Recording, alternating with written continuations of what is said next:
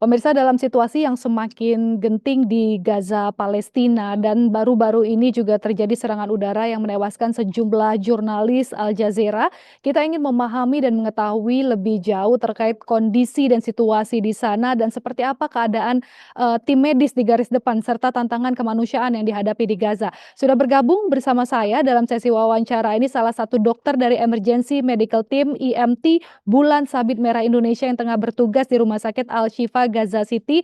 Ada Dokter Iqbal Mubarak, yaitu dokter spesialis bedah. Assalamualaikum dok, selamat malam waktu Indonesia. Terima kasih sudah mau bergabung bersama kami. Boleh diceritakan nggak dok seperti apa situasi terkini di sana? Ya, Waalaikumsalam. Selamat siang waktu Gaza. Jadi kalau di sana udah malam ya. Ya baik, langsung Iya. saja. Terima kasih. Jadi kalau untuk hari demi hari terus memburuk di sini, khususnya pada kali kesempatan ini, saya dengan teman-teman dari IMT BSMI, tim keempat, dan dengan mission ke yang ke-40, kita ditempatkan hari ini spesial di Gaza City atau kota Hmm. Gaza. Nah, tepatnya di Rumah Sakit Al-Shifa. Nah, Rumah Sakit Al-Shifa ini kalau misalkan di Indonesia itu kayak RSCM-nya gitu. Jadi ini memang sentral sekali rumah sakit di sini, juga terdapat adanya PPDS atau orang-orang yang sedang mengambil sekolah spesialis dan kemudian juga ada koas. Nah, adapun kondisi setiap harinya korban terus bertambah. Eh, Kurang lebih per hari itu korban kasus trauma itu sekitar 800 orang Hmm. per hari. Dan kondisi di UGD Rumah Sakit Al-Shifa itu benar-benar kondisi yang serba minim sekali. Jadi itu para korban itu ditaruh di lantai, jadi bergelimpangan. Jadi kalau kita sebutnya biasanya mass casualty incident atau mass casualty injury. Nah itu memang sangat-sangat luar biasa. Saya nggak bisa komentar dan ingin sekali ingin memberikan masukan kepada head of department emergency-nya bahwasanya perlu adanya apa triase ya, triase yang benar gitu. Tapi nggak segampang itu ternyata gitu. Kemudian setiap hari di dekat rumah sakit setiap menitnya pasti kita selalu mendengar suara mesin senapan, sepertinya terus bertempur antara apa pejuang yang berasal dari Palestina dan dari Israel seperti itu. Dan korban Baik. setiap saat pasti selalu ada. Jadi posisi saya adalah saat ini sebagai terbedah yang saya fokus di kamar operasi bedah. Jadi memang setiap hari Hmm. itu satu hari kita bisa operasi ya lebih dari 10 lah. Gitu, bermacam-macam. Wow. Hari ini saja contohnya saya sudah operasi itu ada tiga sampai tiga, tiga, baru tiga nih. Tiga itu rata-rata gunshot atau luka tembak, baik yang ada di kepala, di dada maupun di perut. Seperti itu. Dengan mendengar cerita dokter saja, saya sebetulnya bingung ya dok mau berkomentar apa melihat kondisi di sana. Ini sangat-sangat miris sekali, apalagi dengan cerita dokter yang memang pasien tidak berhenti berdatangan. Tapi bagaimana dengan jumlah tim medis di sana dok? Apakah di Rumah Sakit Al-Shifa ini sendiri cukup dok saat ini? Dan untuk jumlah pasiennya sendiri, apakah mengalami peningkatan akhir-akhir ini dok? Terus terang, kalau dibilang cukup tidak, sangat Hmm. kurang. Baik jumlah dokternya dan jumlah apa namanya alat dan obatnya ya. Jadi alat-alat operasi itu juga semakin berkurang. Karena juga seiring makin banyaknya korban-korban yang akibat trauma luka tembak dan luka bom. Dan seperti beberapa waktu lalu, itu kan ada salah satu wartawan dari Al Jazeera, itu ledakan bom itu kurang lebih itu sekitar 30 meter dari tempat kamar operasi. Tempat saya saat itu saya lagi operasi malam-malam itu. Itu cukup kaget. Dan sempat satu tim operasi sempat lari. Cuman tinggal saya berdua. Saya dengan salah satu dokter bedah juga yang memang nggak mungkin kita ninggalin apa namanya pasien yang sedang tertidur dan dengan apa perut terbuka gitu kan nggak mungkin kita juga kabur seperti itu ya kita hanya cuma bisa berzikir berdoa dan kita yakin bahwasanya ini pasti ada sudah Allah yang melindungi kita gitu. Nah jadi kebutuhan di sini tuh ya dokter sampai sekarang pun sangat perlu terutama dokter bedah dokter ortopedi anestesi. Memang mereka sudah ada timnya di Palestina. Mereka juga ganti-ganti shift per 24 jam untuk para dokternya dan rata-rata yang dilibatkan adalah dokter-dokter PPDS. Hmm. Ya kalau misalkan kurang dokter mereka mereka hanya nyuruh-nyuruh aja konsulennya. Misalkan mereka bagi-bagi tugas konsulennya mungkin ke sebelah. Yang sebelah lagi ada juga korban. Jadi cuma tinggal nyuruh yang masih belajar. Nah ini kamu diajarin dulu tekniknya gini dah, kamu terusin. Nah seperti Hmm. itu. Nah itu kan sangat ironis. Kemudian Baik. kamar operasinya juga saya sedih banget. Ya lalat banyak, banyak lalat. Jadi sampai dipasang apa namanya kayak stick buat apa namanya biar lalatnya nempel gitu. Jadi jangan heran ketika operasi di sini tuh benar-benar apa adanya. Gitu. Kita pun bisa pakai Mhm. sepatu dari luar dan kadang-kadang korban pun bisa masuk apa ya istilahnya seenak-enaknya tinggal tinggal masuk Iya, betul. komentar Jauh gitu. dari Jadi standar ya yang ya seharusnya gitu jauh ya, sekali, Dok, ya? jauh sekali. Tapi mereka Baik. memahami juga bahwasanya itu Mhm mhm. sebenarnya nggak sesuai standar. Cuman ya mau diapain lagi? Ini kondisi seperti Baik. itu, kondisi seperti ini dan kita harus terus berjalan gitu bahasa mereka.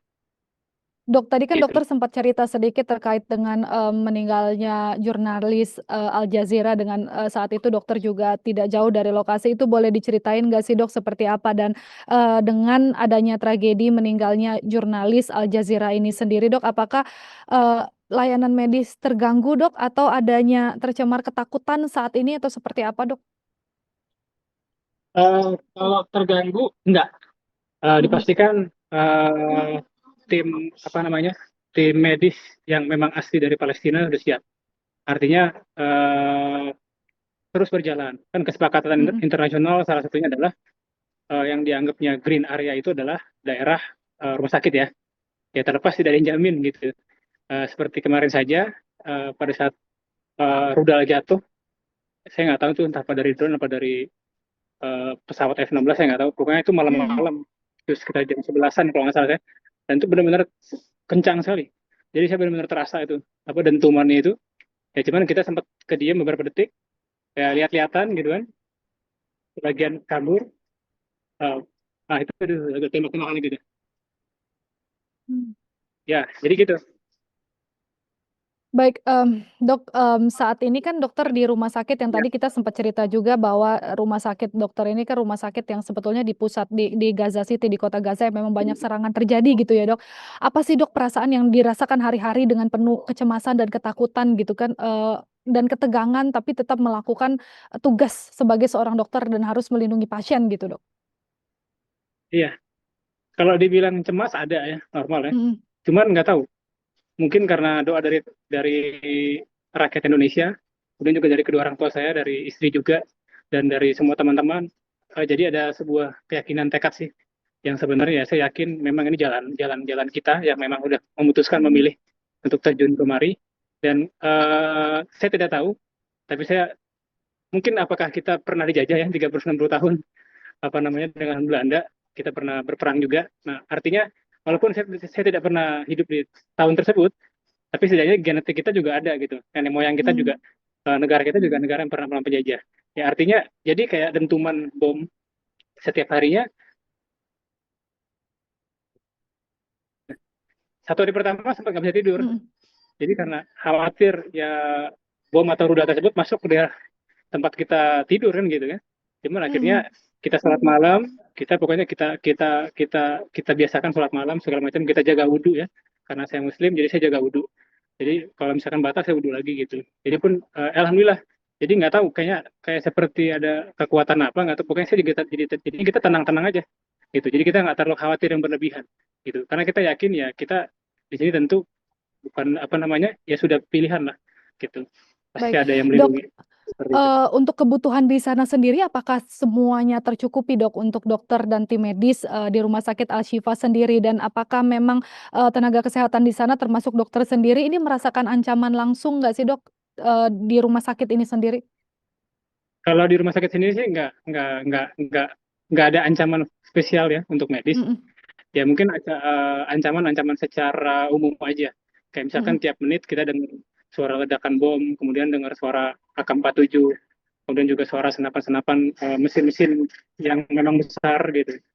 Dan untuk kebutuhan makan sih sejauh ini, ya alhamdulillah kami dari IMTB SEMI masih mhm. aman, masih kami juga bawa stok lumayan banyak yang tinggi kalori gitu. Jadi kita nggak ada kendala untuk masalah untuk makan dan minum. Dan untuk diketahui di sini kita mandinya air asin ya. Karena di sini Gaza Mmm, City beda dengan South Gaza yang daerah Khan Yunis kan juga ada air tawar juga banyak. Di sini kita mandinya sehari ya air asin.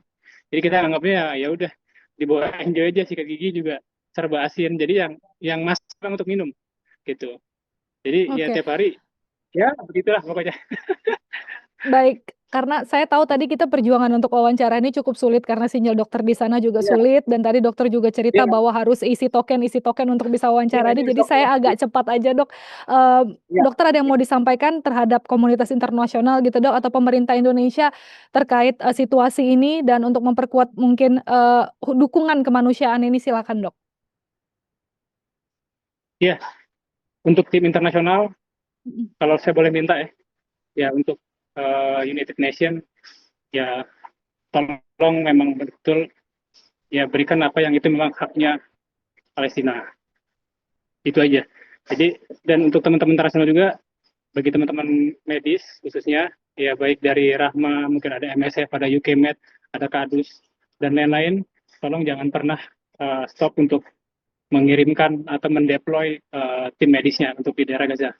Kemudian juga diharapkan agar segera dibuka apa namanya border ya, border line, Mhm. baik yang di Rafah maupun di Yordan, karena memang sangat sangat buruk sekali di sini.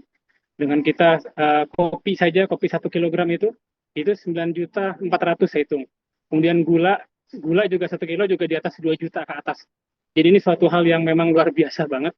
Kami bertahan karena kami bawa bawa logistik dari Indonesia dan juga ada beberapa Mmm. yang sebagian kita beli dari Yordan. Dan untuk pemerintah Indonesia, tolong jangan pernah berhenti untuk turut ikut mengkampanyekan dan mempreser kebijakan-kebijakan internasional agar ya Palestina juga bisa segera merdeka. Dan jangan pernah apa namanya surut untuk masyarakat Indonesia untuk memberikan bantuannya, khususnya apa ya, doa juga oke. Gitu. Kalau memang kita ada rezeki sedikit rezeki lebih, ya mungkin bisa dibantu dengan apa namanya mensupport beberapa organisasi-organisasi yang dianggap memang mumpuni. Ya salah satunya seperti Mhm. BSMI dalam hal ini. Jadi untuk kita jangan stop di sini. Jadi ini yang Baik. dikirimkan oleh BSMI ini sangat-sangat sangat berguna. Jadi ada andilnya kita di sini untuk Palestina secara langsung. Dok, terakhir dari saya ada yang mau dokter sampaikan mungkin untuk keluarga di sini, untuk kolega tim medis, silakan, Dok.